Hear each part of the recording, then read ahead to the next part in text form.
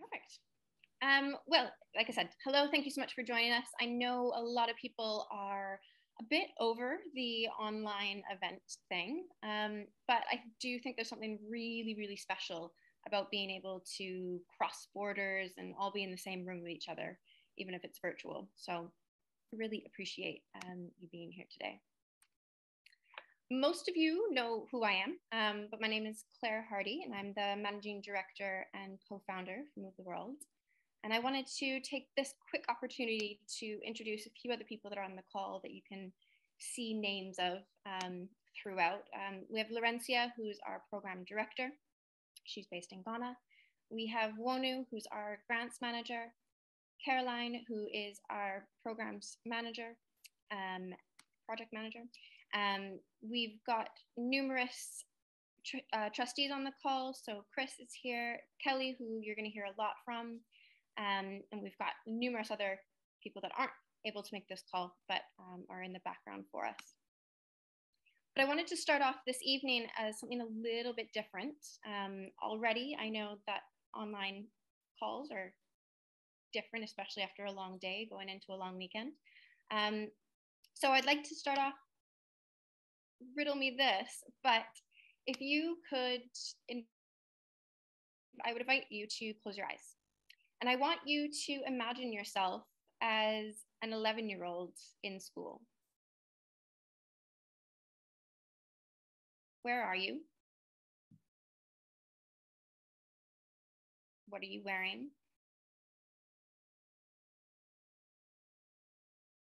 Who's around you?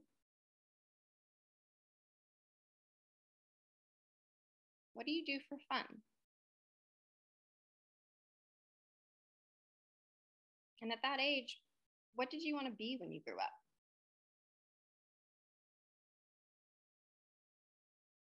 Did you follow that path, or did it take you somewhere else? And can you bring to mind the people that helped you get to where you are? Was it a small word they said, or something big that has pushed you to where you are?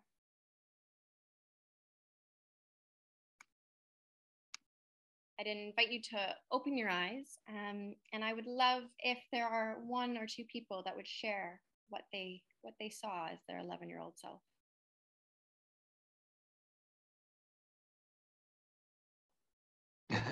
Okay, I'm a bit nervous, but I was wearing my school uniform. I was sitting behind a desk. I was surrounded by my mates and playing football and causing mischief were the two main things. And I had no idea what I wanted to be when I grew up. I don't think it ever occurred to me that I would. Sorry. No, that's fantastic. Thank you, Julian. Is there one more person that might want to share?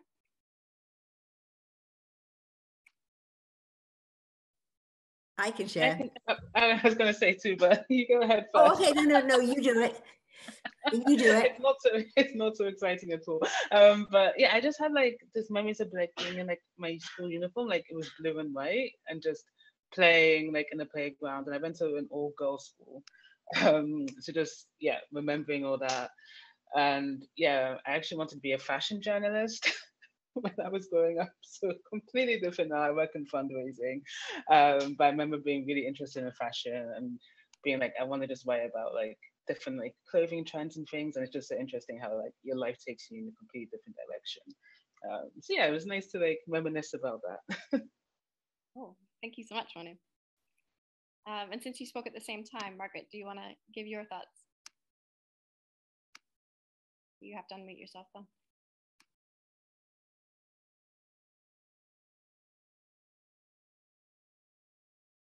though. There we go. Okay. Well, I saw myself in a uniform, of course, at school in England, and I also saw myself playing jacks with, I don't know, probably none of you know what that is, but it's a game with a ball and with some metal pieces that you have to bounce the ball, and then you pick up one, and then you bounce it again, you try and pick up two, and eventually you hopefully you can pick up all the rest. If you don't, then you're out the game. So anyways, it was something that I played for many, many hours as a kid. And I wanted to be a nurse, but I soon after that age, I discovered that I didn't like blood and I hated needles. So that sort of was out of the picture for me. And the people that encouraged me to be whatever I wanted to be were primarily my family, my parents, my grandparents. They instilled in me a confidence that I could, if I worked hard at something, I could do it, whatever it was. So that's me. Cool. Thank you so much for sharing. Yeah, thank you to all three of you for sharing. And I think it's really, really important how, and interesting to remember those who have made a difference in our lives, be it big or small. Sometimes it's a teacher or a coach or a parent, a sibling, a cousin. We could be here all night naming different people that might have come into your life. And at Move the World, we don't just run global citizenship education programs, although that's a huge part of what we do, but we hire local change makers, like the ones that you've mentioned, to lead the programs, so that not only do they have a flexible job opportunity, but they're part of the change within their own community. And they're able to reach students and give them support and mentorship so that they grow and develop, knowing that they can do more.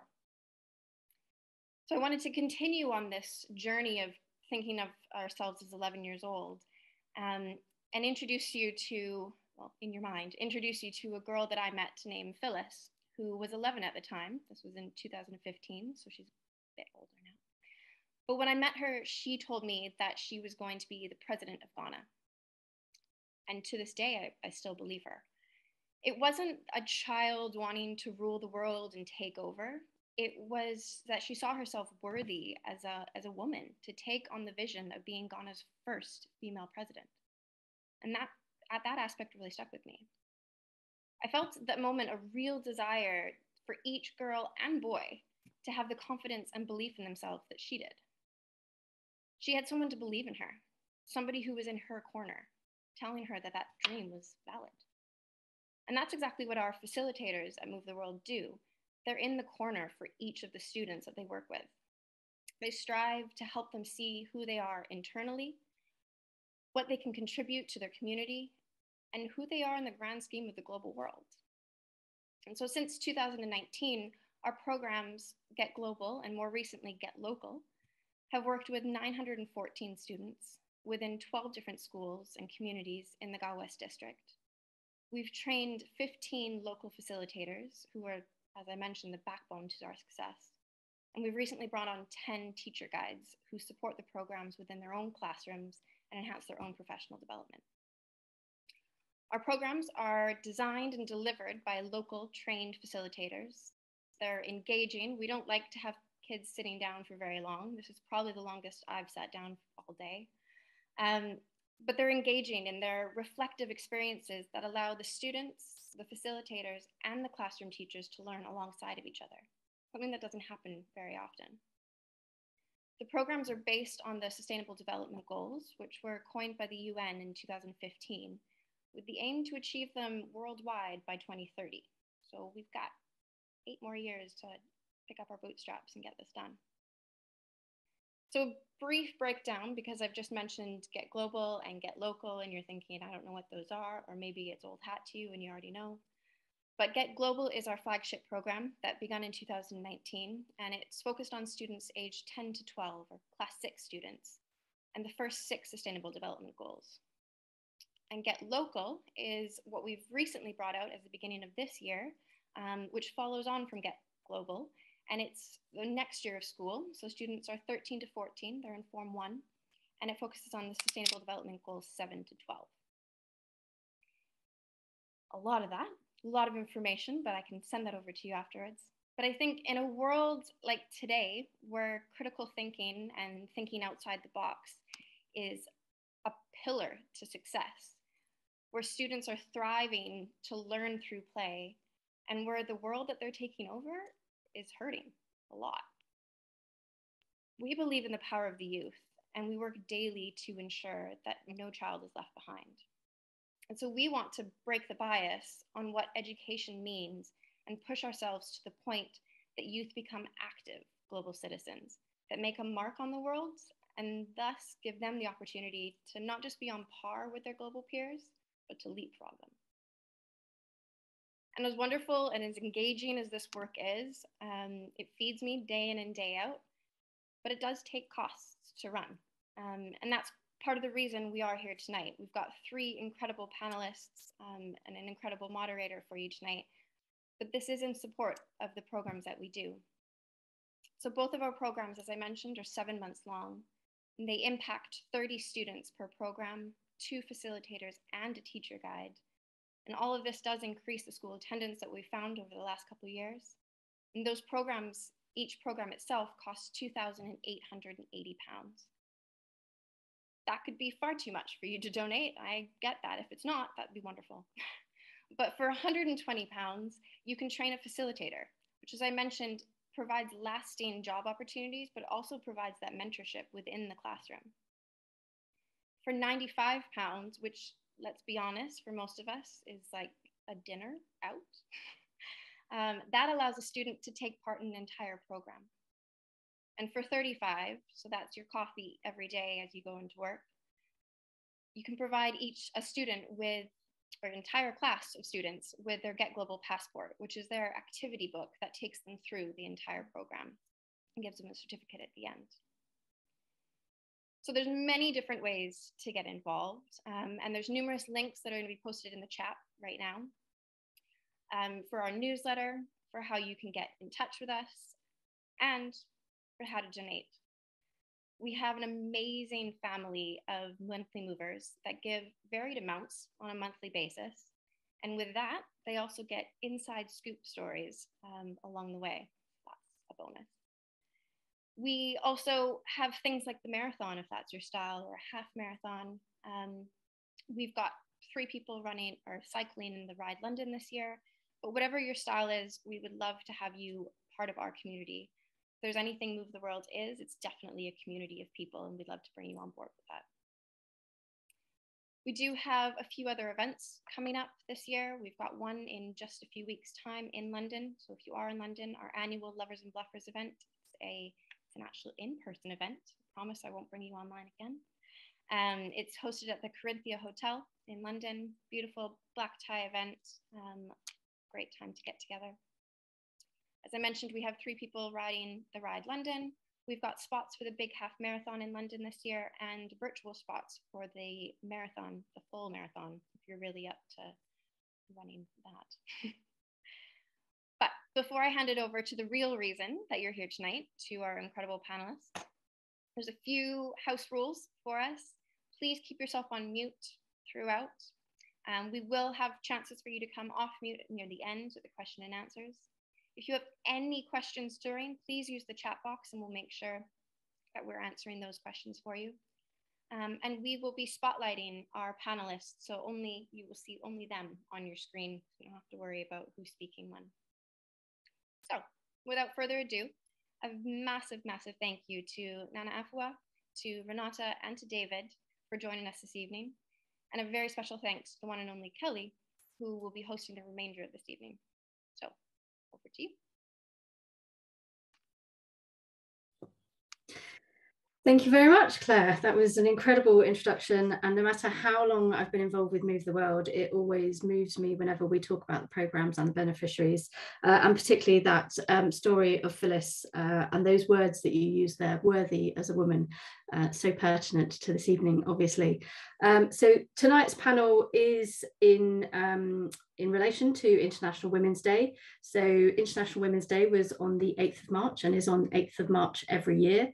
But what most people don't realise is that there's a lot of flurry and activity on the day, lots of noise around the theme and what people are going to do, and then it goes deathly quiet until March 8th next year.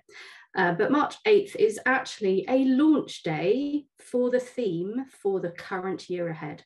So at Move the World last year, we took it upon ourselves to have an event much like this a month afterwards to remind everyone that International Women's Day, much like a puppy, is not just for Christmas, it is for life. So International Women's Day is not for one day, it is for the whole year. And the theme changes every year. So this year's theme is Break the Bias. And that's what our panel will be. The theme for tonight's panel is on Break the Bias. So thank you very much to all of our panelists this evening. I know Renata very well, and I've met the other two. We've had a very lively prep session a few weeks ago, so I think you're going to really enjoy the discussion tonight. So to get us started, I would like to ask each of our panelists to briefly introduce themselves, and including the answer to a little icebreaker that I'm posing to them, which is, what is your favourite animal and why? So I am going to start with, purely because I can see them on the screen right now, Renata, would you mind introducing yourself and answering the icebreaker? I need you to repeat the icebreaker because I got a pop-up in my screen. I was reading what that pop-up was, and I think Claire had just spotlighted me. So I'm going to start with that as my icebreaker. I was distracted when you were talking. I'm so sorry, Kelly. No, that's absolutely fine. And the beauty of live events, right? There is no pre-recording going on here.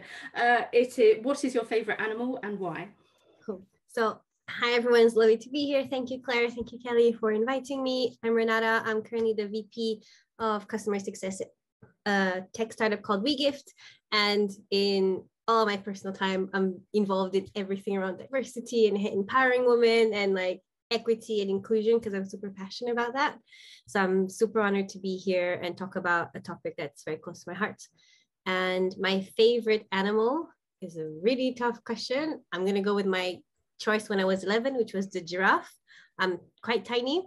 I'm like 5'2", and I was hoping to grow, and that's why I was inspired by giraffe. Unfortunately, I never did, but I always found them very graceful, beautiful creatures. So I always wished I was as tall as a giraffe. So that's my answer. Thank you so much for that. Totally unexpected. Of all the animals I normally hear people say, giraffe is not one of them, but I agree, they are beautiful, graceful creatures. And also I've learned something new about you. I had no idea you were 5'2". Somebody I'm taller than, because I'm only 5'4". Nana, welcome, and could you please also briefly introduce yourself? Thank you, Kelly. So Kelly said to everybody we had a brief a prep call. I'll just like to correct that. That icebreaker question is completely new on us. So we're like, our brains are going, what's the favorite animal? So just to clarify. So I'm Nana-Efua Lawson. I'm based in London. I'm originally from Ghana. So I hold both a British and a Ghanaian passport. Very, very, very proud of my Ghanaian heritage and the fact that I go to Ghana and I'm right at home. My background is as an organizational psychologist. I work a lot in leadership, one-to-one coaching, leadership, designing, running leadership programs, working in team effectiveness for different organizations. In fact, I'm sitting in a meeting room on a client site as I speak. I thought better to stay put than try to get on the London Underground at this point of the day. And also equity, diversity, and inclusion is a real passion for me. Particularly, I've done more in the women in leadership space over a number of years, and more recently in the space around racial equity, because I felt pulled in that direction, and felt that actually there was an appetite for change in the world. So I'll finally step in rather than it being a tick box. So that's me. Gosh. There's so many animals I love, but the one that popped into my mind, and maybe it's because I have a onesie that it's shaped as that animal, and it reminds me of the tropics, is the toucan. It's the toucan, and because I love seeing it in the Amazon on honeymoon, and I say toucan, I know how it sounds. So anyway, that's what comes to me. So pleased I asked this question. I'm loving this. And I'm really sorry, but at some point we are going to have to see that toucan onesie. It's just... Don't tempt me. I'm I'm slightly annoyed with myself that I didn't warn you about this question, because if we'd known about the toucan, we could have persuaded you maybe to wear the onesie for tonight's session. Imagine wearing that in Canary Wharf. That would be something. and on the tube home. So I told you this was going to be a lively discussion, guys. This is what happened in our prep call. David, lastly, if we could come to you, if you could briefly introduce yourself and top the other two answers on your favorite animal. All right, thank you very much, Kelly, and really lovely to meet everyone. My name is David. So currently I work as an associate within the investment banking division for Credit Suisse. So I'm based in Canary Wharf for most of the days, for those who care about that. In terms of what I'm passionate about, I'm really passionate about young people. I'm very passionate about, equity and inclusion as well. So for me, growing up back in university, I've been involved in, all of these initiatives as well. So one of the initiatives that I've always been involved in is helping my friends set up an NGO to sort of help women, venture into technology and finance careers. So I've been doing this for a number of years. So regardless of where I find myself in terms of my career, I'm still always very tied to, what I'm actually truly passionate about. And I think that's kept me grounded. And obviously that has actually brought me here today to be on this panel. So I'm really excited and looking forward to the conversation and also contributing my quota to this discussions. In terms of my favorite animal, I think I'm going to go with a very diplomatic and political answer, because so I'm just thinking about, being in an interview and being asked, what's your favorite animal? So I'm going to say my favorite animal in this instance is an eagle. An eagle because an eagle is very strong.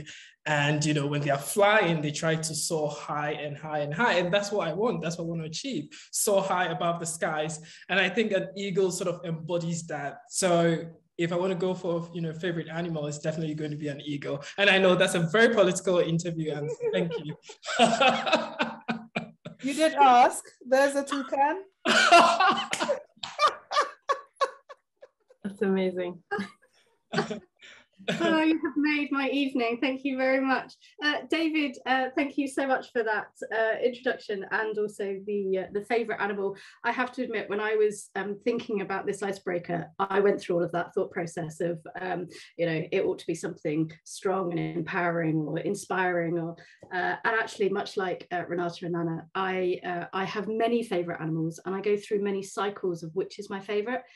Elephant has been a long-standing favourite, but at the moment, I'm massively into cheetahs.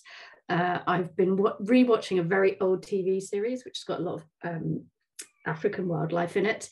And it reminded me of a time when I was volunteering in Namibia on a wildlife sanctuary there.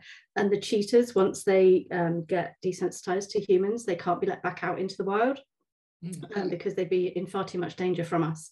But they are just big cats. They are very loving. And we used to go into their enclosure and they would come and sit with us and lay their heads on our laps and lick our legs and, clean us and treat us like one of the family. They are just the cutest. So no political answer there. It was just that they're beautiful, big, cuddly cats. So thank you so much for that introduction and the entertaining toucan onesie. Thank you so much for that. Totally unexpected. Anyway, before we dive into the main discussion of the evening, I just want to remind everyone, Claire did say it at the top of the evening, but if you've got any questions, don't be shy, throw them into the chat. People will be monitoring that, not the four of us right now, but people will be monitoring that. So if you think of a question, throw it in there and we'll get a chance to answer those at the end of the evening. Okay, let's get going then. So David, let's start with you. Given that this is an International Women's Day panel and we're talking about breaking the bias, and you are here as a supportive male part of the community, from your perspective, what do you think men can be doing in order to support women, to advocate for them and to be allies for them? I mean, particularly in the workplace, I think, but any other examples that you might have. What do you think men should and could be doing? Yeah. Thanks, Kelly. That's a great question. So for me, I think there's so many things men can do to support women in the workplace, based on my experiences, at the workplace, in a corporate environment, and also trying to understand the sort of struggles that women go through on a daily basis at work. But the first thing I would say is, as a man, it's really important to try to learn, because we don't know. Let's not pretend we don't actually know the struggles. So the first thing that you want to do if you want to be a really good ally as a man at the workplace is trying to learn and understand the struggles of women in the workplace. So for example, I have an analyst in my team who is a lady, Julia. So what I do is I try to have catch-ups with her, every month, just to understand, it's more like a reverse mentoring sort of program that I have with her to understand, what are some of the struggles she goes through as a woman. Because I know sometimes during the month, she's not herself. So I need to understand that, at this point in time, she's not herself. She might need to take some time off work, to attend to her needs. She wouldn't be at her optimum, all the time. There are some days in the month, she would be a bit, sluggish and a bit sick. It's a women thing, but most men are not really in tune with that. So I think one of the biggest thing is trying to learn and understand some of these struggles. And the next thing that I would actually, talk about is trying to support, being, a springboard for women if they have issues that they can come to you and talk to you about. And for me, I think that's one thing that I try to do at the workplace. So I don't know it all. I don't know all the struggles that women go through on a daily basis. But what I try to do is have an open door policy. If you want to talk to me about something, if you think I can support you in any field, I'm happy to provide some sort of assistance or guidance for you. And I think when you do that, you tend to have the trust of the people around you, of the women around you, so that if they have any issues, they can come to you and speak to you about confidently without not you judging them or, just not being there to listen. So yeah, providing that sort of open door policy is a really good example. And for me, as a man growing up with two sisters, I was, very empathetic, and I tried to learn from, my sisters, try to just open my ears and just be curious, ask questions, how do you feel about certain situations?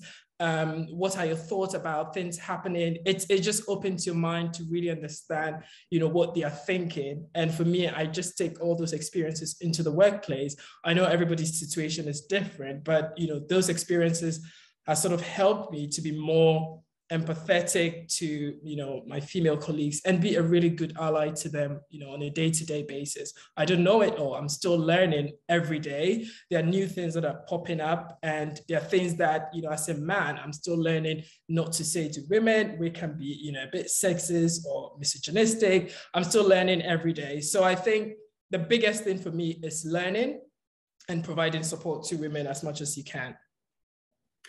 Thank you, David. I really love that. Just that, always learning. I have a lot of conversations, particularly for the podcast, around creating, positive environments and how to do that. And there does seem to be this theme that we need to be in environments, particularly as we learn more, of always learning, of being empathetic and building that trust, having a place where there's no judgment, so people feel that they can come and talk to you. I think that's really valuable and a great insight there. Renata, Nana, from your perspective, from the woman's perspective, what do you think men could be doing in order to support us and be better allies? I can chime in. So quite often I think all the systemic barriers that have been put in place over generations has kind of led to some unconscious gaslighting of women or people of color or people in various minority groups, that they're not able to do certain things, that they don't belong in certain roles, that this big job has never been filled by them or people like them before. And one of the things that I find is conscious effort around providing sponsorship. And when I mean sponsorship, it's around having people who wield some power, often men at the tops of organizations, taking the time to really just look out and spot female talent, to be able to identify people who might be able to grow into bigger positions that might not have been occupied by a woman before, or didn't have the flexible working arrangement that a woman might need, etc. So really, men actually spotting talent and opening doors for women and allowing people to grow into those positions, and actually reimagining how those jobs can be done. If there's anything that's shifted our mindset around how work can be and how flexible working can actually work, is the last couple of years. So let's just kind of break that bias around, well, jobs need to be done in certain ways, and you need to be in a certain place to do it, and over a certain number of hours, and you need to network in this particular way. There are different ways in which we can. And if we've been tested by the virus, we could also kind of reimagine things in a different way. That's a really great perspective there. So I think if I heard you right, you were saying that people in power, quite often men, let's face it, we're still in that traditional paradigm, even though we're inching towards breaking it and moving it forwards. Being proactive about identifying women with potential and identifying opportunities where roles can be delivered in different ways that are more kind of sustainable and applicable to how women need to work and want to work. Yes, that's great.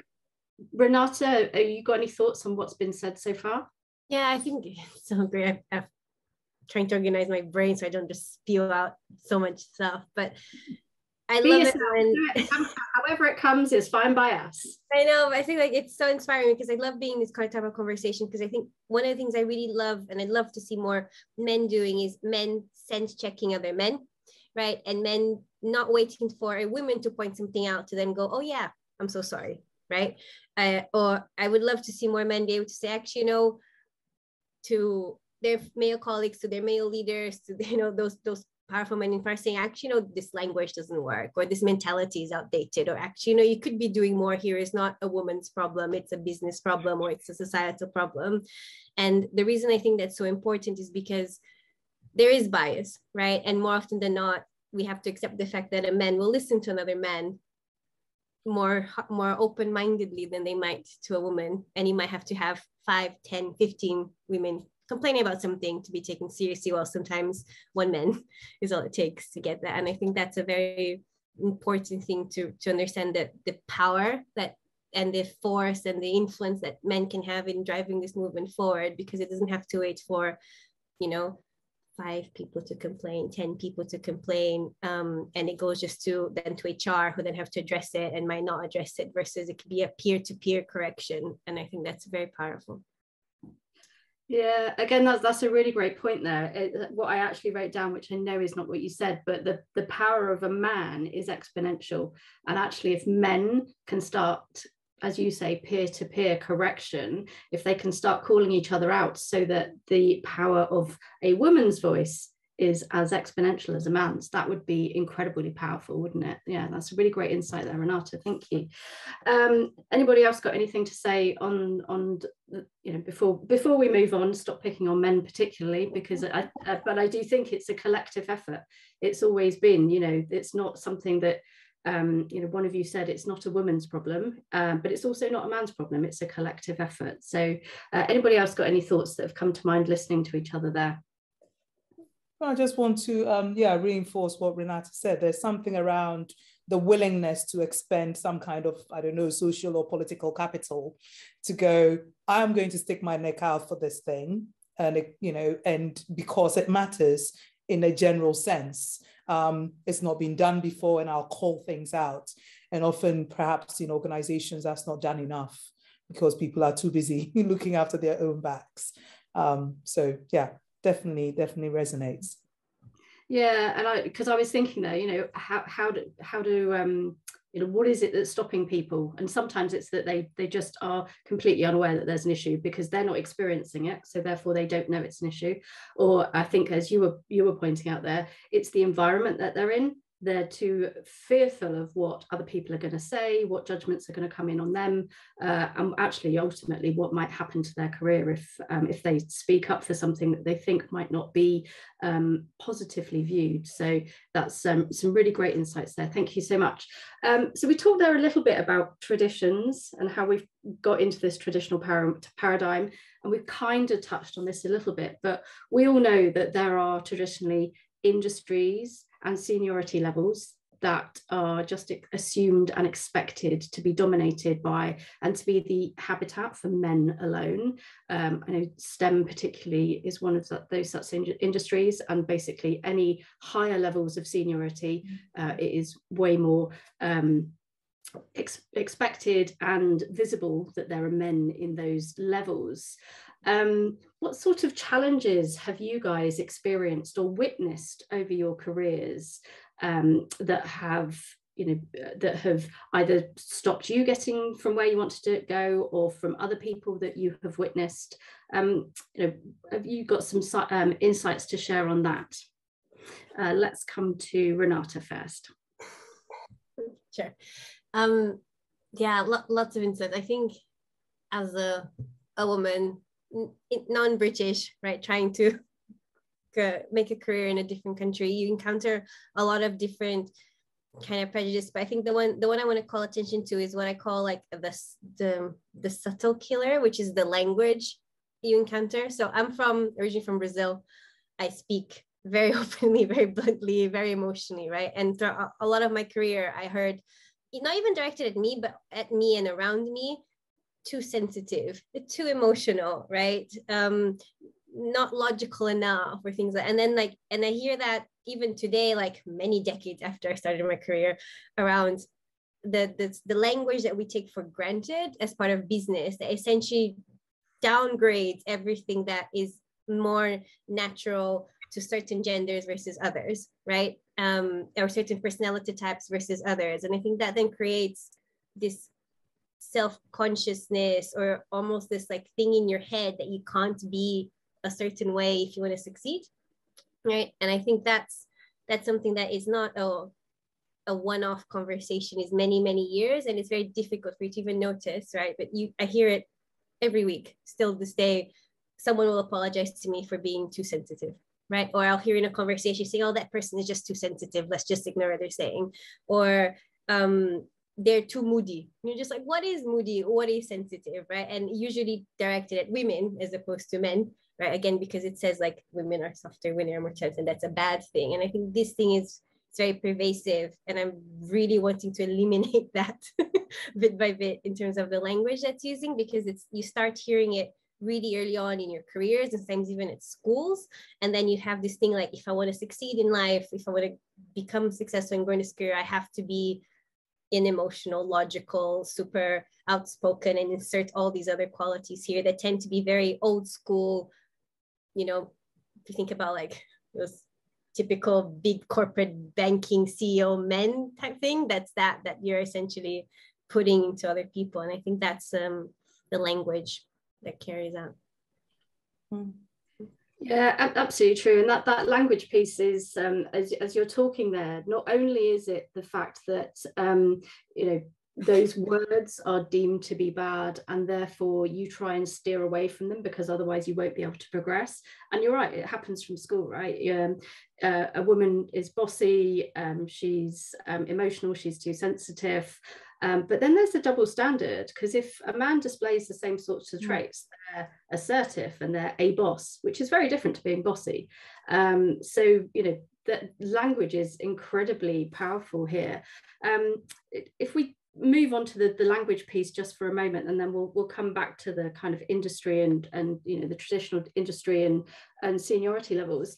Nana and David, what have your experiences have been? Does that resonate with you, what Renata is saying there about the language and how it maybe makes you smaller than you want to be, or just changes you so you're not as authentic and as powerful as you could be? What are your thoughts on that, David? I think, Nana-Efua, you can take this from your perspective as a woman. Thank you, David. There's something around, what's kind of we've moved on a bit from this, but it's still prevalent around what it takes to be a leader, what it takes to, the characteristics of a good leader. And I remember I was working in Dublin last week, and I nearly fell out of my chair when I was there doing some work, and I thought I'd catch up with a client as a conversation. And one of the things she said is that, can you believe it? I had a meeting last week where two men turned up. They were playing some political games, and the strategy was, someone turning up and saying, yeah, so it seems you have some issues with your emotions, and let me come and help you with it. And she's like, no, this is not a conversation about my emotions. Let's talk about the content and the strategy of this document type of thing. I nearly fell out of my chair because people are still, women are emotional, men are logical, women can do this, men can do that. And I'm like, hang on a minute, in the pandemic, who are the leaders of countries that were highlighted as role modeling the kind of thing we needed during a time of uncertainty? They were women. They were not Donald Trump. There was, so that kind of that double standards. I love that. Different yardsticks that are used, and if a woman does this, it's this. When a man does it, it's something else. That's definitely something that we still have. It's pervasive and it's insidious, and it's still there. So yeah, completely agreeing with that. And David, you go, and then we'll talk about the industry bits as well. David, I'd just like to hear from your perspective. Do you, because you're saying, you were talking about what men could do to be better allies, and you're talking about having, a perspective of always learning. Is this something that you've been aware of previously? Have you heard this language being used in these double standards, or is it something that's kind of new to you? No, this is definitely not new to me. I've heard this before, and I think previously I've probably in some sense mentioned it before as well, that some women are very emotional, or they can be very sensitive when it comes to like dealing with the issues. Instead of dealing with the issues, they are quite emotional. I think at some point I probably thought about it, but it's actually different. And that was my bias, back then, many years ago.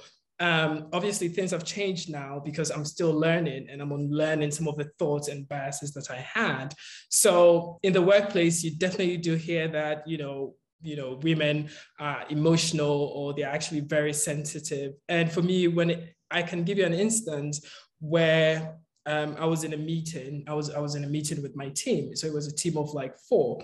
And we had 1 woman and 3 men in the meeting. And I think it got into a heated argument. And the lady was actually, talking and trying to be heard, essentially. But the men were thinking, oh, well, you're actually just screaming, and, you have to, keep quiet. And it was really bad. It was such a, an awful scenario. And what I did was I had to come in that she needed to burst out because she wasn't happy about something. And so she needed to, show emotions as a way of not being very happy with the situation at hand, and probably how she was being treated at that point in time. So obviously she needed to be heard, regardless of, whether she's showing emotions or not. We are humans, and at some point would have to show emotions. But when you come to the workplace, people take it differently, especially men, think that, oh, if you show emotions, you are the weakest link, and you're too sensitive. But I think it's different. We are all different, human beings, and people show, their emotions differently. So yeah, I've definitely seen this play out in the workplace. And obviously, I think what men can do is try to understand that if people are having or putting their issues across, they shouldn't think about it as, women being emotional, too sensitive. When it comes to them trying to put some information across, we need to be very empathetic when it comes to that. Everybody has their way of trying to show or trying to register their displeasure about something, or trying to put their point across. So I think that's also an important thing that men can, take with them going forward. Yeah, that's a really great example there. And when I was listening to you, what I was hearing actually is that's not just the language, it's also, you know, it seems to me that person was just trying to be heard. So that gender bias of, oh, women are just emotional, therefore we just need to pat them on the head and put them in a corner. Actually, if we step back, why are they being emotional? As you say, being empathetic and understanding what it is that they actually are trying to get across, that would come, you know, that would be able to come across much more calmly. The other thing I'd like to put out there, just as a last word on the language side of things, being emotional and sensitive is actually not a bad thing. Yeah. Thank you. We're people, we're human, we've all got emotions, we're all sensitive, and actually this balance, I believe balance is you know, power. I think balance in everything, you know, and if you have logic and emotion brought together, they can be in a very authentic way, they can be very powerful. So it's also that understanding, which I think men and women, you know, we have traditionally been brought up in this paradigm that you can't be emotional at work, you can't be sensitive at work, but we all can be, and that includes men as well as women. So thank you for all your perspectives on that. So going back to those traditional industries and seniority levels, and I know all of these kind of themes that we're talking about tonight are totally interwoven, which is why it was, you know, there seemed to be a flow, but it's understandable why we're kind of chopping in and chopping out of them, because it's a complex situation and they're also completely interconnected.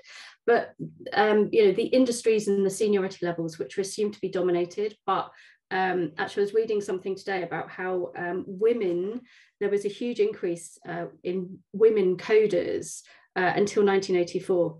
And then something changed, and suddenly STEM became, you know, an industry non grata for women. And I know, Nana, you've got some thoughts around this, the industries and the seniority levels. So what sort of challenges do you think exist, and how do you think we can practically take steps in order to break those down?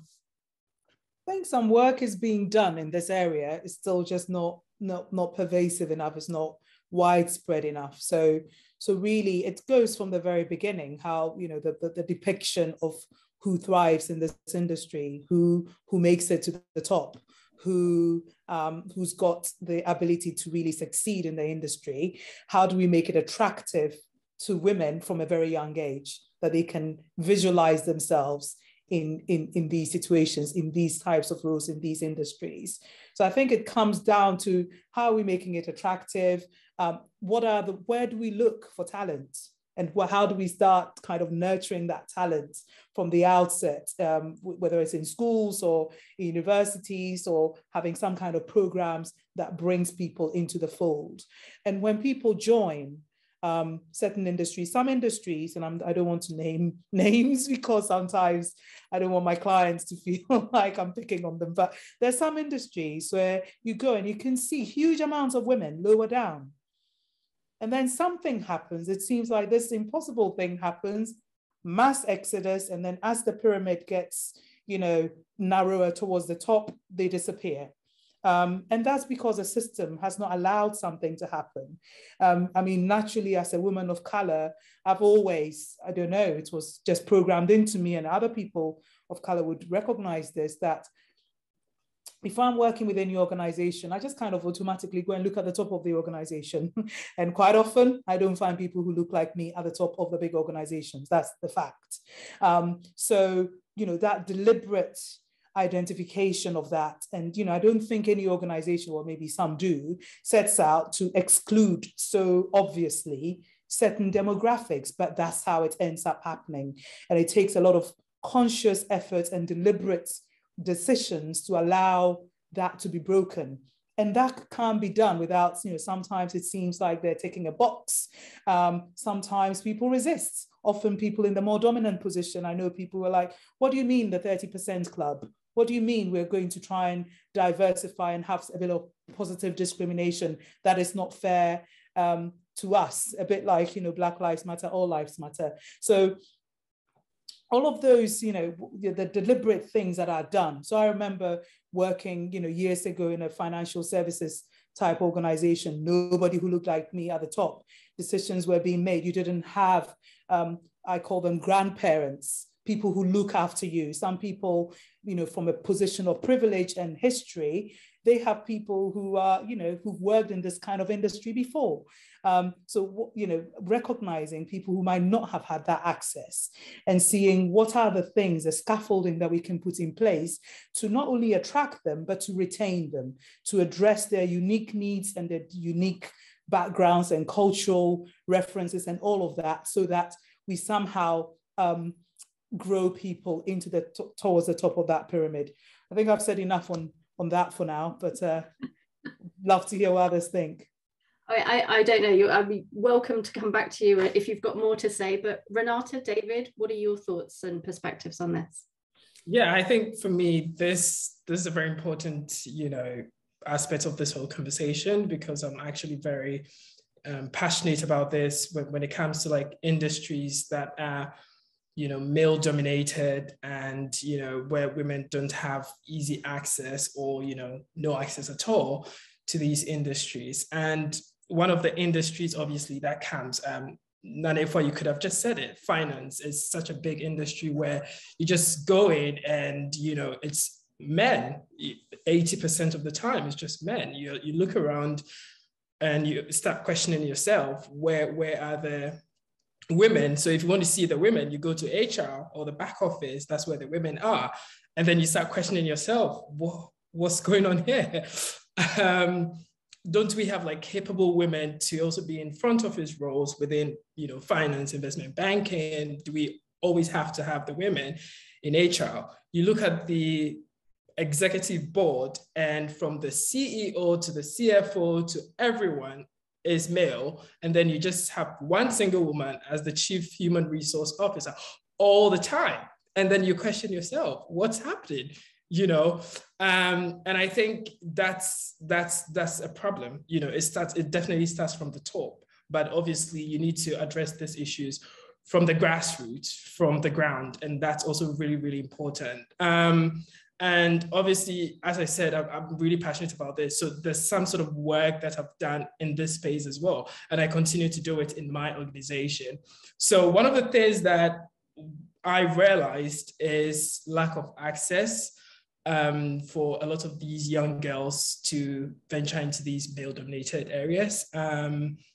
So when I talk about access, is they do not have, the same opportunities as men would have, essentially, because obviously they don't have role models or mentors in those areas, who can actually show them the way to get their foot in the door, as it were. So what I started to work on with a few of my friends a couple of years back is we started a program which is more like a boot camp to help young girls in universities who are interested. They know they want to have a career in finance or technology, and then we help them. We had a network, we knew the people who had the resources, and so we just came together that, okay, we are happy to support people. Some of these girls actually didn't even know what finance was. They didn't even know they could build a career in technology, right? Because they were just not exposed to it enough. They didn't have, friends or parents or siblings who were in these industries. So they're just oblivious about the industries or the career opportunities that were available to them, right? And I think this is one of the biggest hurdles that a lot of these people face. So if you don't have the people around you, obviously you wouldn't know. So what we thought was, you just have to come in and explore. And I think that's a really important aspect of this, journey, having people come in to explore and see if there's something that they would like to do or enjoy. And 80% of the time they come in and they're like, oh, wow, we didn't actually know this existed, or we didn't know this was actually quite interesting and we could actually do this as well. Right. So giving them the opportunity to come in to explore and try their hands on these things is actually a really powerful tool for them. So yeah, what we did was we created this whole boot camp for 7 weeks, made these girls apply to our program, and we just went out to get sponsorship from our network. We had Bank of America supporting our program with $10,000 every year to support these girls, train them. We had software engineers fly all the way from San Francisco to come to Ghana and Nigeria to train these girls coding. We had tutors, teaching them, financial modeling and all these things. And at the end of the day, a lot of these girls are in industries that they never dreamt they would be in. And this is actually a powerful way to sort of break the bias right from the grassroots level. So when these girls obviously get into these positions or into these industries that are male dominated, they're also going to contribute and get more girls into it and then try to grow the pie. And sometimes we just don't think about how powerful these little things can be, but they're actually really, really powerful. Starting from the from the grassroots is very, very, very important. So yeah, we did that. And I'm actually very proud to say that we have a lot of these girls, about 20 of them working in different roles within technology and investment banking. And I'm actually very proud, to have contributed to this, because as of today, if you go to all these big banks in Canary Wharf, you just see a few girls or females on the trading floor. There are none. Most of them are non-existent. They don't even exist. So if we're able to provide the access and also support these girls, trust me, we're going to make massive differences in their lives. Wow, I don't think I've ever heard anyone talk so passionately about this. That's amazing, David. And thank you for all the work that you have done. This bootcamp sounds amazing. I'm going to follow up with you afterwards to get some more information so that we can share that as well. And I think that the underlying foundational principle there that I really loved is allowing women to explore, to understand that there are all of these other opportunities out there, and that there are people out there, men and women, who are prepared to give them those opportunities, to allow them to explore, and then support them as they grow through those opportunities, and then share their stories with other women coming through the ranks later on, so that we continue to grow the impact. That's an amazing story. Thank you, David. Renata, have you got anything else to share? I think when I think about this topic, right, we focus, and totally right, early ages, getting them through the door and hiring, right, getting them in. But I'm also thinking around what Nana was saying, that you see them a lot at the bottom and then they stop, right? And then particularly like even in customer success, right, more of a female dominated entry level role, and even customer experience, a lot of customer facing roles, a lot of women. And then you go to like more senior levels and somehow it's still male dominated, right? And then you go to like leadership level, there's like, what's going on here? It's like 80-20 in the door. And then you go at senior level, it's 80-20 female, and it's 80-20 male. You're just like, I don't understand how this has flip-flopped when you're already starting so strong. So I think like totally agree that grassroots up, giving them access, getting them in through the door, but then there's a lot still to be done, even in industries which are female dominated or pro-female at the bottom, just to help them grow, right? And I think that's a lot to do with the criteria that businesses use to evaluate and measure success, right? Like to all the things we're talking about, when you're deciding who's going to promote, who's going to get that job, there's still so much bias around what people think they need to be a manager or a leader or a department head, a C-suite level type thing. And I think that's what keeps a lot of women at lower level jobs, because there's no updating that criteria. The interview process, right? The amount of times I've sat in interviews where I was the only woman, and then you have like men, a bunch of men interviewing diverse candidates who are just looking for things that might be like them. And I'm talking about men like same age, same obviously same gender, same ethnicity, same educational level, like same everything, right? And therefore there is no variety. And then it's very difficult for a non-diverse hiring group or promotional committee or whatever to promote diverse, unless it's very much I need to do it because of a mandated diversity and inclusion program, right? So I think that's where I think the next step, following from all the good work that we mentioned, is what people need to pay attention to, is like, how do you make sure that you continue to grow, so then you don't have this cap that Nana was saying. Absolutely. Yeah, completely. When Nana mentioned that, because Renata and I are both in customer success, and it was a few years ago, a colleague of ours did a survey in the industry, which showed absolutely that we do have this. We have a major influx of women at the entry levels, and despite it being female dominated, you get to higher levels of seniority, and suddenly you get a complete flip, as Renata just said, and that's incredible. So we have been talking about specifically gender diversity and customer success over the last couple of years, And that has thrown up this topic that I'm going to move on to, and I've realized how fast we're running out of time. So I want to keep going for hours, but we're going to have to wrap it up fairly shortly. So reminder to anyone else, if you do have any questions, please do start throwing them in the chat so that we can come to the Q&A session with some questions ready. But there are a couple of things. So one thing that you said, David, and obviously what you and Renata were just saying just now, Nana, you know, you can walk into a male-dominated environment. So I started my career in finance, and I spent a lot of time, obviously, spending a lot of time with men and learning through experience, because we learn through experience. We get a lot of learned behaviours. So you know, the people around me, my peers were modeling male behavior, and I thought that that was the way that you had to be in order to advance through your career.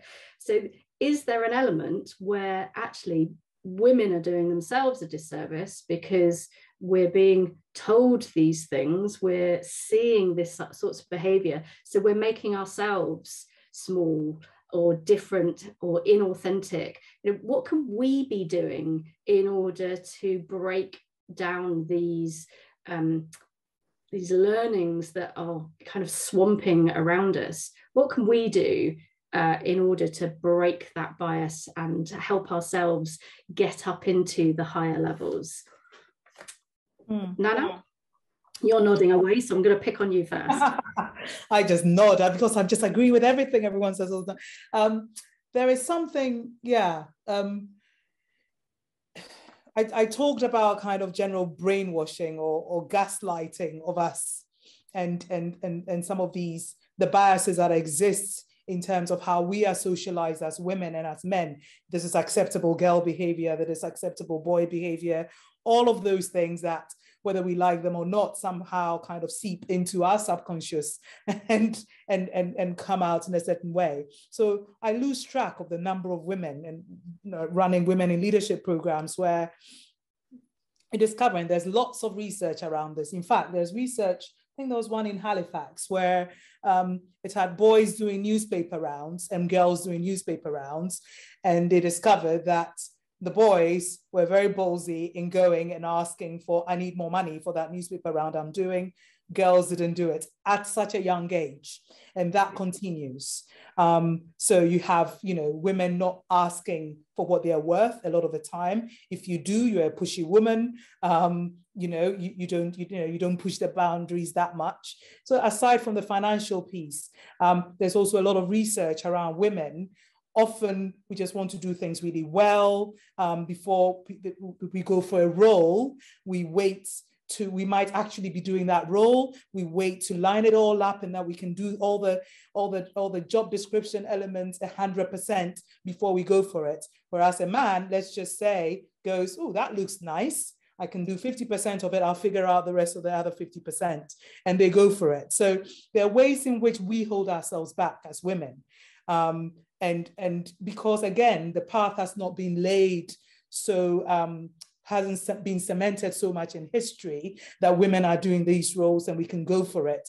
So quite often I discover in women in leadership programs, actually some of it is our own self-narrative and what we think we can go for and what we think we deserve and how we think it will be accepted and all of that. So that's my 2 pence worth, because I know you're running out of time. Very well put across, and I love the way that you said that at the end there. It's, you know, some of it is our own self-narrative, obviously built on what we're learning and being told and seeing around us. So all of the pieces that we've talked about so far this evening all play a part. It's all, you know, it's a big jigsaw puzzle. It's very complex, but all of these things do play a part, including our own self-narrative that we need to break out of. Renata, have you got any thoughts on that? That's so funny when hearing you guys talk about the starting in industries which are very male dominated. It made me think of this like really short movie by Pixar called Pearl. And if you haven't seen it, totally recommend. It's like 8 minutes. But the story is very much like there is this pink ball of yarn which is animated, right? And she goes into an office full of men in suits. And halfway through the story, she reknits her body to be a suit, right? Which is really, really sad because she the female character didn't feel like she fit in, right? And it's like how there, and no one was asking her to do that, right? But it was very much being like the one apart or the only one different that made her like, I want to fit in. And as humans, you want to fit in, you want to have commonality with people, you want to be part of and have those connections in to a certain degree or other with the people you regularly interact with. So I think it's so important to be aware of when someone is in the minority and what you might be unconsciously doing to create these feelings of exclusion, right? And how we can change that. And I think, sorry, I'm just digressing because I thought that's the thing that made me think when I was hearing about your story. So definitely recommend, here's my little plugins, 8 minutes of time, because it highlights it so well. But in terms of what women can do, oh my God, I think the biggest thing I'm always asking every woman is like, don't accept stuff that you shouldn't be accepting, right? I think a lot of times like we take and we swallow and we sort of be deep and we're like, oh, they don't mean it, or it's fine, I can get on with it, or, you know, it's just the second time, I'm sure eventually they'll get there. And I was like, all of these things, like, no, let's go, like, you don't have to take it, you don't have to mean it. Maybe they didn't really mean it intentionally, but there's something there that's around raising awareness and education. I think for every time that we stay silent on that, that's an education opportunity missed for someone else. That's a correction point that someone could do with to become a better person, a better citizen, a better colleague. And I think women tend to put up with a lot that I don't think they should ever have to put up with. But also, you can't fix it if you don't raise it, and you don't have to raise it like, you know, add in the paper, raise it, but it could be peer-to-peer, colleague to your manager, to HR, like any avenue that you can say, hey, this I don't think is okay, before it becomes, this is the 5th time this has happened, I'm now fed up scenario. I think that's something that I encourage all women to do. David, nodding along there. Have you got another point there, Renata, you wanted to make? No, I was just saying we're going to say revolution. Yeah, I think, I think we don't have a lot of time. Just 2 sentences from me. I think women should seek out male allies, especially in the workplace. And that actually does a lot as well. Let's not pretend, you know, there's still a lot of male in industry, there are a lot of male on the floor, you know, at your workplace, day in, day out, you're working with them very closely. So as a woman, I would advise that seek out male allies and sponsors at the workplace is going to do wonders for you and your career. Some men are very open to being allies, but they don't know how. So I feel that women can actually teach them when it comes to, you know, being a good ally to them. So some men just don't know how to do it, don't know, you know, what steps to take, but they're actually open to learning and also, you know, supporting women, because they see day in, day out that, you know, males are actually very dominated in this specific industry and they would love to help, but most of the time they don't know how. So as a woman, if you're in such an industry, it would be good for you to seek out some of these men who you think can be supportive of you, and then, you know, try to help them to help you essentially. So, you know, seek out male allies. That's all I can say. I just add to that, because there's something also about it's not been consistent in the past and it's getting better. But I remember the 2 worst leaders I have had in my career have been women. So women helping women and the men helping. I think that's really important, because sometimes, again, depending on industry and whatever else is going on, the battle can be between the women, which is such a shame. And that will take us down an entirely different I could talk about that for quite a while as well. Everyone else can leave and the 4 of us can just stay and just keep talking.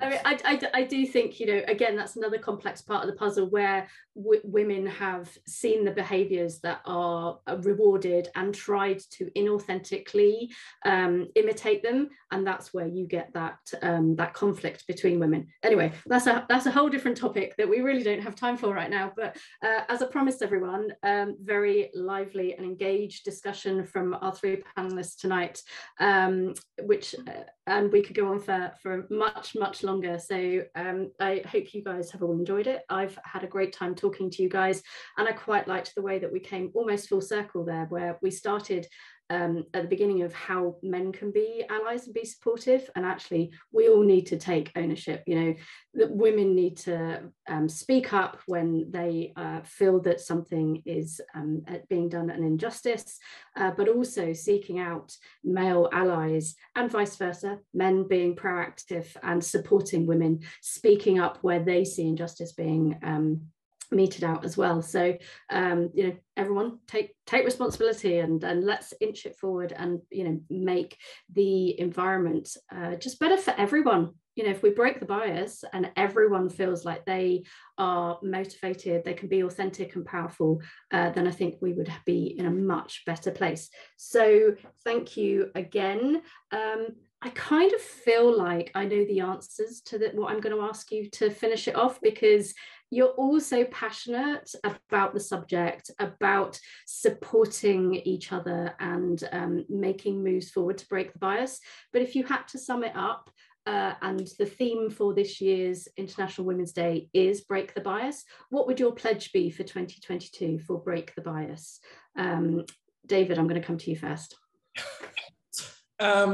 Well, my pledge for this year is to support 5 young women within the Move the World program. So I'm going to be speaking to Claire Hardy on that so that I can mentor any, you know, young women who would love to be mentored, essentially. I'm happy to give off my time to mentor them all year round for the year. So Claire, we can have a conversation on that. Thank you.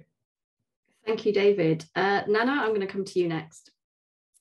So given the work I do and the fact that I'm going to be a mother for the first time this year, I am telling myself, like, what I'm going to do to break the bias is every time I tell myself or I hesitate about something as a new mother, I'm going to tell myself that I can, and really role model for the women I work with so that they can be the best of who they are. So yeah, wherever I notice myself saying I can't, I'm going to change that to I can. I love that. I'm gonna start talking about that a lot with anybody. That's just, I mean, it's such a simple first step, but so powerful. I think that's incredible. And Renata, finally coming to you. Hard to follow that. I fell in love with that pledge, Nana. For me, it's because I worked with leadership and in leadership in companies, and even in my company, I'm really conscious of breaking the barriers around the language that is acceptable or considered acceptable that pushes certain diversity elements down. So that's what I'm going to be breaking the bias on, and not, you know, saying it's fine, it's not fine. Fantastic. I think that's also a really important part of the puzzle, and thank you for raising it tonight. So once again, thank you so much to all the panelists. Oh, you're not getting away with that. What is your pledge? Mine is pretty much the same. It's to continue doing all of the things that we do on a daily basis, to celebrate all successes, particularly female, but all successes, because I believe in balance in everything. Continuing to raise awareness through events like this, through the work that I do with Move the World and the programs that they deliver. And continuing coaching, mentoring, and having conversations, particularly those that I record and release on my Inspiring Future Leaders podcast. Thank you very much. Thanks for asking, Nana. Anyway, I am going to hand back to Claire. Thank you again for a very lively discussion. I would love to follow up with you all again in future. Maybe we'll have another joint recording for my podcast. I think there's lots of food for thought there, lots of practical examples of how we can move things forward and break the bias. So thank you once again. I'm handing back to Claire. Hello. Thank you, everybody. That was fantastic. There are a few questions. We do have a bit of time that are in the chat. I can read them out, or yeah, I'll just read them So Julian has asked, changing culture is what this is all about in my mind. It's a slow process that happens when people see, learn, and understand the benefits of cultural adjustments.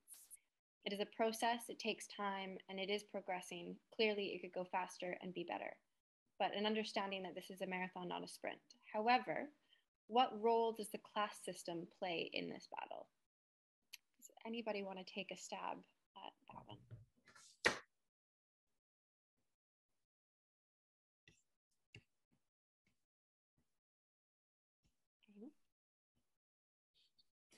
We're lost without Kellie directing us. I was going to say, I'm not good at this pointing at who's going to talk.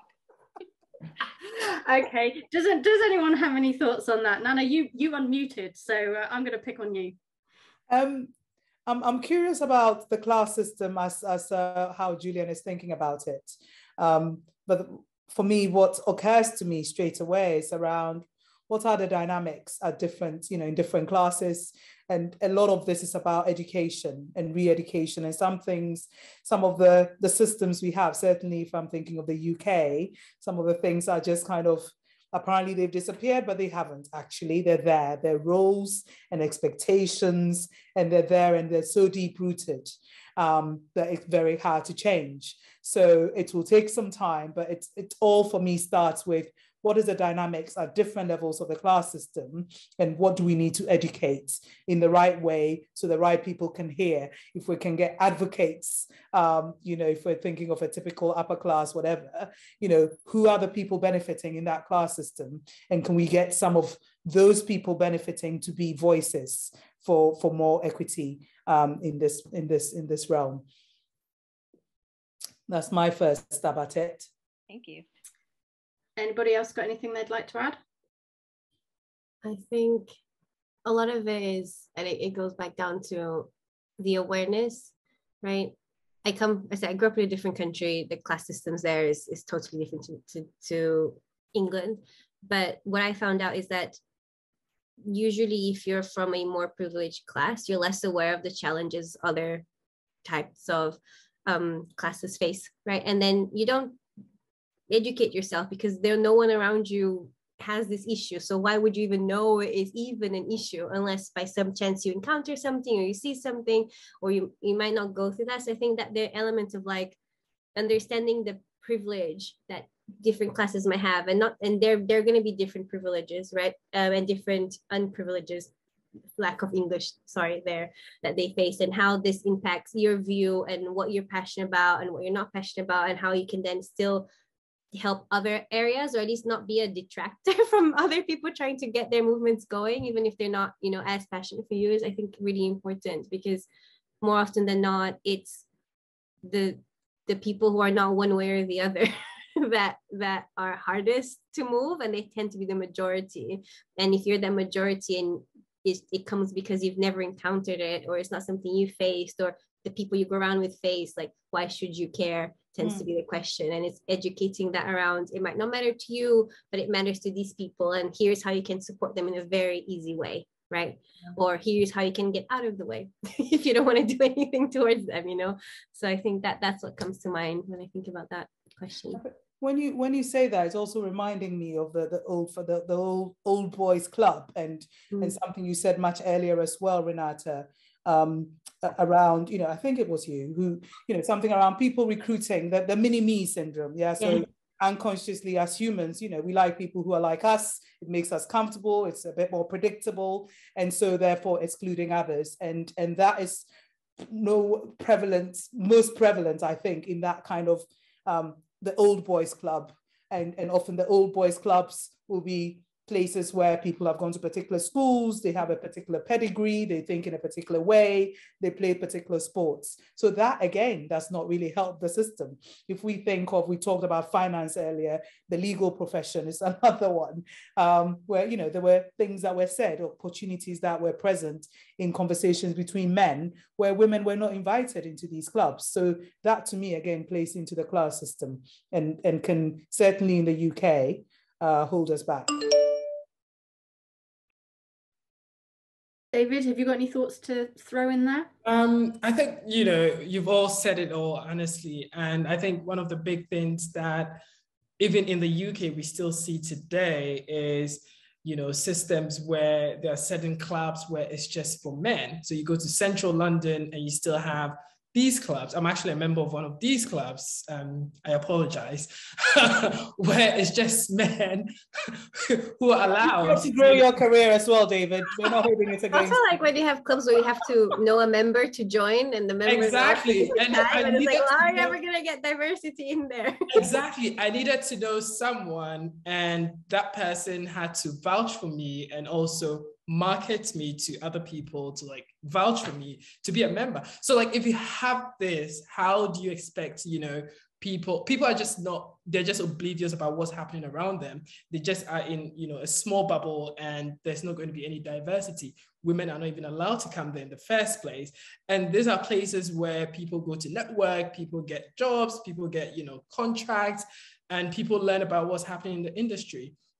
So from that point, if you exclude women, you know, in that so-called members club only society, then that's actually a big thing. And it feeds into the class system that, you know, we are talking about, and, you know, how to reimagine the cultural perception of people, of men in general.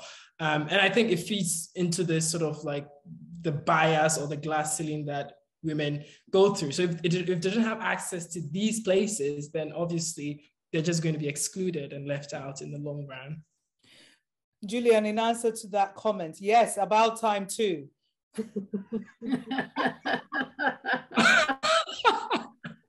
Julian's comment says there are women-only members clubs as well. Well, that certainly provoked a lot of thoughts and perspectives there. Thank you. Any other questions, Claire? There's just one comment from one of our facilitators, Helen, which says, culture and religion is a big challenge for us trying to break these biases at the grassroots level, having to defend and encourage men and mostly women to bring themselves out. So no question there, but just kind of reiterating what a lot has been spoken about tonight. Yeah. Are there any other further questions in the last couple minutes before we round it off and thank everybody for being here tonight?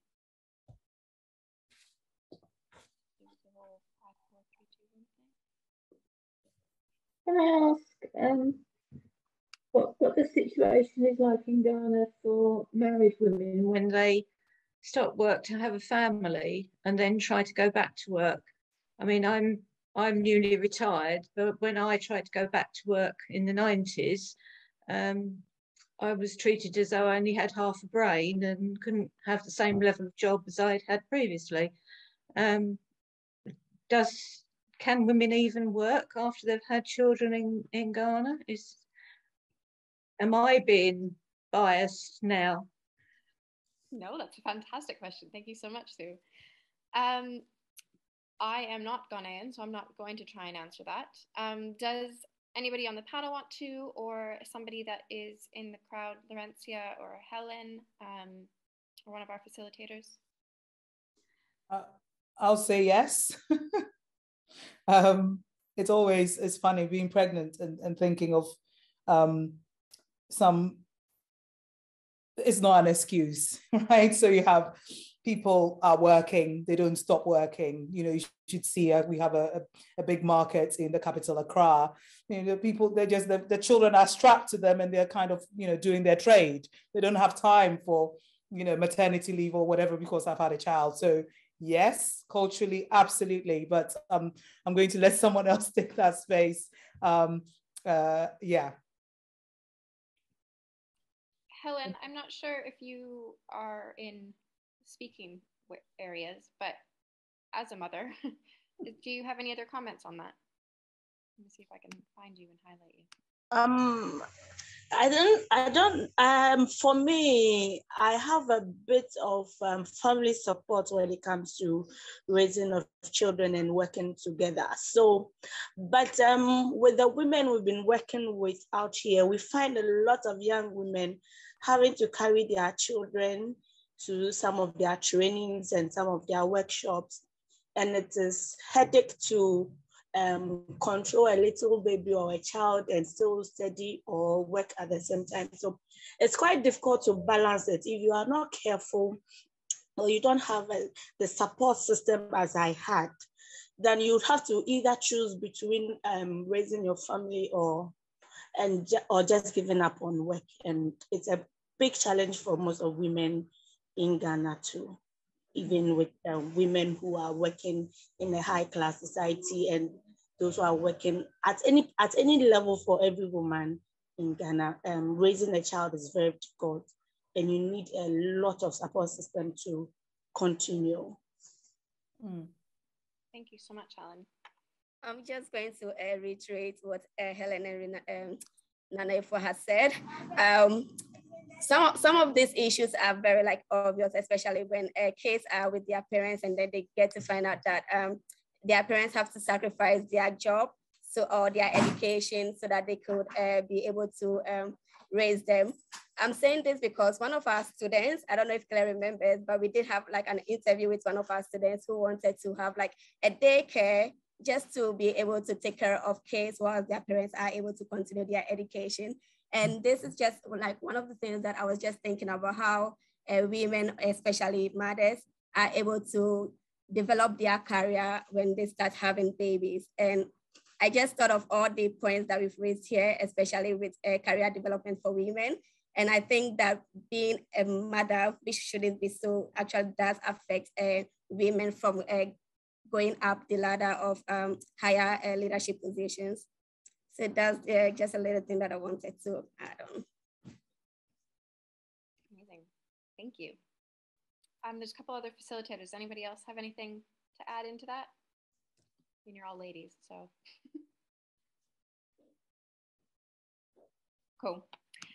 Well, once again, thank you so much. There is a brief question in regards to Move the World. So I will kind of wrap up this section of Breaking the Bias. Really, really appreciate everybody's time, particularly our panelists. I know it's a late night. You've already been on the computer all day, and we really appreciate you being here. Another quick question in regards to Move the World is, how does Move the World bring parents on board when trying to get young people to be better critical thinkers? Law, do you want to take that one? Okay, so with Move the World, some of our facilitators are already parents here or mothers. Most of them are mothers. And then when it comes to the students that we do engage with, we, especially during our community program, this was the opportunity that we had to be able to engage with parents, and they have been able to come on board during the community programs to share their ideas and then help their wards or children to also be very successful students when it comes to our Get Global programs. For example, we had one parent who was the other time sharing how he's seen his kids growing beans at home. So we do have in our Get Global program, we do have projects Bean Growing, where we ask students to grow beans and then we take care of the beans at school and then they take it home to grow and replant. So seeing his kid bring this bean seedling to home and then talking to him about how we have taught him in fighting zero hunger, we are supposed to grow our own food, actually did help to for these parents to rethink how he can also cut down food wastage and also help start his own garden, which I don't think he has done that, but that mental shift of him thinking of how best he can do, what best he can do to end zero hunger has actually been some of the impact that we have received from parents. And they having that parental and child bond to talk about these initiatives that we are asking the students to go through. Actually, that's helped them in supporting their kids to be critical thinkers and active global citizens. Thank you. I think, and just to add to that, I think there's going to Renata's point about language, is the critical thinking isn't about trying to one-up their parents of that's not right, that's not what I learned in school, but actually bringing them involved in their learning. So bringing the bean plant home. Mom, Dad, look what I did at school. Where could I put it in the house? Bringing them into that conversation. Looking at, there's one of the sessions that they do appreciations for each other. So being able to bring that booklet home and seeing look, mom and dad, look what people said about me. I'm really good at this and I'm really good at that. Bringing them into that conversation. So it's not about a power struggle of I now know more than you, mom, because you didn't finish school, but actually walk this road with me, and see what I can do for this family. Amazing. Thank you so much, Julian. You've just mentioned that you're going to sponsor a trainer, so that's incredible. Thank you so much. Without further ado, I want to again thank you so much for being here tonight. There are links in the chat. I will follow up with David. Thank you so much for your offer of mentoring some women. We've got plenty of them. They'll be at your doorstep. Thank you, Julian, for your sponsor of a trainer. If you are in the UK or in London, more specifically, we do have an event on May 7th at the Corinthia Ballroom. Nice dress-up event. There's casino tables. It's all fake money, so it's just fun. We've got drummers involved, and we've got some beautiful artwork that's going to be there as well. If you want to sign up for our newsletter, I promise we don't spam. We're trying to do it more regularly, so once a month. And in any other way, we do have our donate link on the side as well. We'd really appreciate signing up to be a monthly mover or a one-off donation. We'd really appreciate that as well. If there are any other questions, I'm happy to leave this room open for a few extra minutes and stay put. But again, thank you so much. We really, really appreciate your time, giving up your evening. Please go have a glass of wine and some dinner. Thank you. Thank you. Thank you very much. Thank you so much. Thank you. Good to be here. Again, thank you to the panelists. I had a fabulous time speaking with you all today. It was great. Thank you. Thanks. Bye. I really did enjoy all the discussions. Thank you so much, everyone. Thank you. Thanks, Laura.